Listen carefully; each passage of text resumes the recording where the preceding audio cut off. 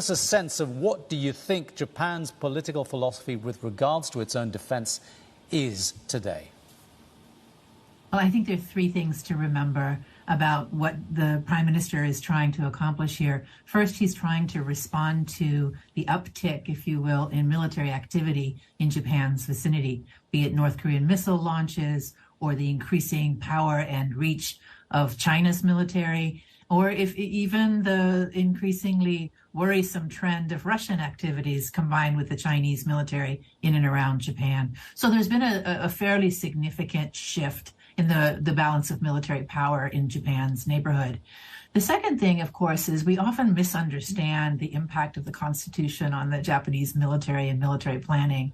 Article 9, to be sure, says Japan won't use military force to settle international disputes, but it has always been interpreted to allow for the right of self-defense. Its military is called the Self-Defense Force. But what you're seeing and what you've seen since the end of the Cold War over the past several decades is that military capability that Japan maintains is gradually being upgraded, if you will. And I think one of the biggest changes that came out of last Friday's announcement was that Japan would introduce long-range strike capability. In other words, a kind of offensive capability that the Japanese have not had to date. Not nuclear, but conventional.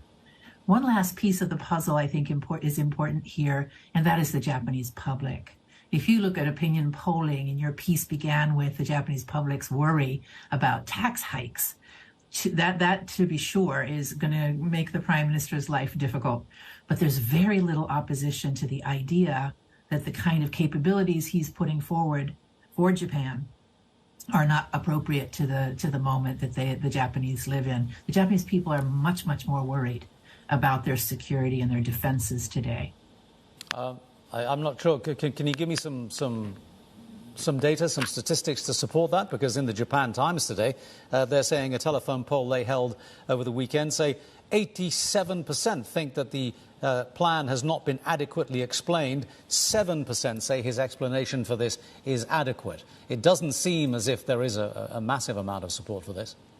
So if you look at the Yomiuri and Gallup do a poll annually and have done for decades. And if you look at threat perception by the Japanese public, you'll see that 90% of the Japanese are skeptical about whether or not they can trust China, and in particular Chinese military power.